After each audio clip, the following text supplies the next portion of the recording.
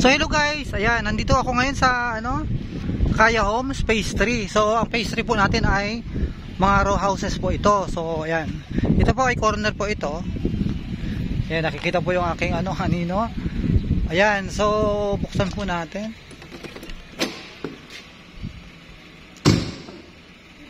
So ayan, lot area po nito ay 38, ang floor area niya is 22.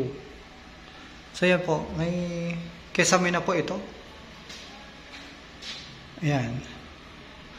Dito po ay nasa 14,000 lang po ang kanyang required income. So kung minimum lang po kayo, ay pwede po kayo dito. Ayan. Dito po yan sa may naik. So ito po yung CR nya.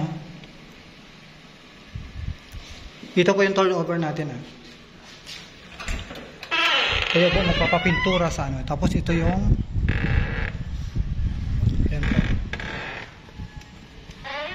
Yan.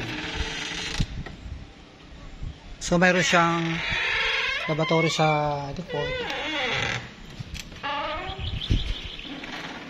So yan guys, reserve na po kayo dito habang may units kasi saglit lang po. Nauubos agad. Ayan. Ayan po, ito po muli si Bro Hernanin. Bye. Thank you. So video po din natin dito.